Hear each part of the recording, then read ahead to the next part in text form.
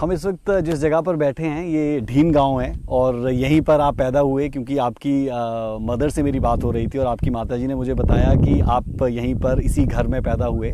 और जिस जगह पर हम हैं इस वक्त, हम खेतों के बीचों बीच है। आपके साथ मिलकर तो लाजमी है कि मज़ा आया ही। एक बार मौसम चेक करो आप। बिल्कुल, और इस जगह पर आकर भी बहुत मज़ा आया है। तो अब मैं आपके बचपन की तरफ जाना चाहूँगा और बचपन से वापस हम इस मुकाम पर आएंगे जहाँ पर आज आप हो।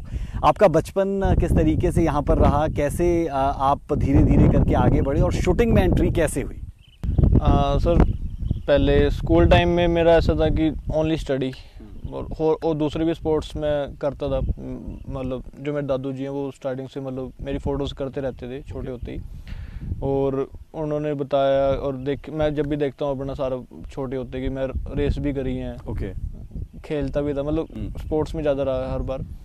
और जब स्कूल चेंज हुआ फिर उस टाइम पे कबड्डी और भंगड़ा, वो एनुअल फंक्शंस पे सारा कुछ मतलब अदर एक्टिविटीज़ भी करता रहता था मैं छोटे होते। स्टार्टिंग से ही था मेरा वो। फिर शूटिंग का चुलबुले था, हाँ, सब कुछ करता था मैं, कि मैंने कुछ भी छोड़ा नहीं।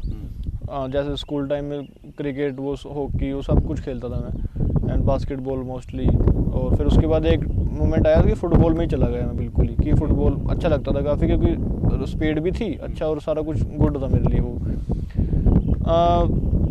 2012 समर कैंप, उस टाइम में एक डिफरेंट गेम मिली मेरे को, शूटिंग। कि लाइक सारे दोस्त करने लग गए, मैं उनको देखता था कि क्या कर रहे हैं ये, और मैं अकेला फुटबॉल में। तो मेरा मन सा उठ के शूटिंग में चला गया।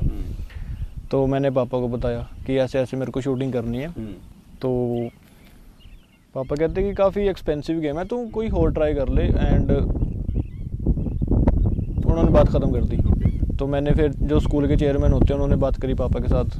तब उन्होंने बताया कि एक बार आप इसको शूटिंग में डालो, कि एक तो टोटली डिफरेंट गेम है और इसको आप अच्छे बेनिफिट्स और रिजल्ट मिलेंगे आपको। बेनिफिट्स का तो पता नहीं, बट रिजल्ट अच्छा मिला। अच्छा मिला।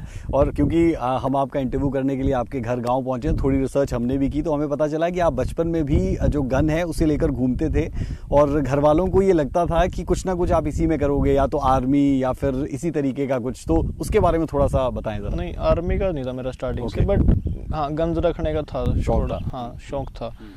फिर जब शूटिंग स्टार्ट करी मैंने, स्टार्टिंग में तो ऐसा ही था कि लाइक शॉट भी लोड करने को मिल जाए मैं तब भी खुश था। तब इतना था मेरे को कि आज मैंने वेपन चलाया, ये वो घर पे आके बताता था मैं। इतनी खुशी होती थी। फिर अब थोड़ा मैं तो डीप चलने लग गया कि अब टारगेट पे क्यों नहीं आ रहा शॉट, क्योंकि दीवार पे लगते थे मेरे। 3-4 दिन दीवार पे लगे, तो मेरे को फील होने लग गया कि अब तो टारगेट पे लेके आना है। बहुत टाइम हो गया, बहुत फन कर लिया। उस टाइम पे जो थे हमारे उस टाइम पे स्कूल टाइम में, उन्होंने मतलब ठीक करी।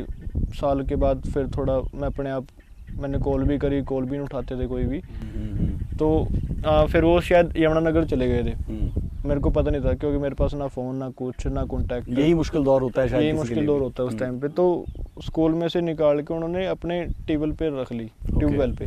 फार्म हाउस था उनका वो, तो वहाँ पे लगा थे शायद शक्ति राणा जी। तब उन्होंने ट्यूबवेल पे रख ली, तो मैं स्कूल करके सीधा स्कूल से वहीं पे चला जाता था। वहाँ से शायद 15-10 मिनट का रास्ता था साइकिल पे। अच्छा।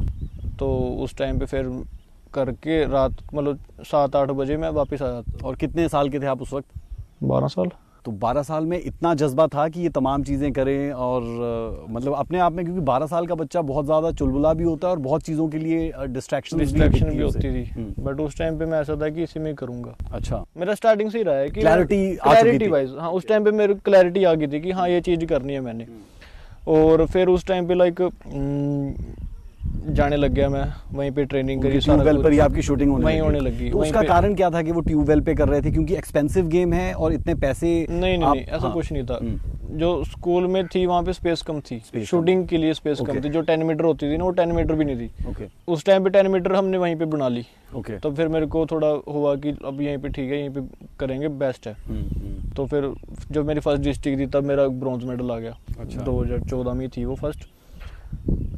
और उसके बाद धीरे धीरे मैं करता चला गया, पापा को भी अच्छा लगने लग गया कि हाँ बच्चा कर रहा है, ठीक कर रहा है, काफ़ी कंसंट्रेट भी है उसका गेम की तरफ, और ज़्यादा कुछ हरकतें करता भी नहीं, अब सीरियस हो गया चीज़ों को लेके।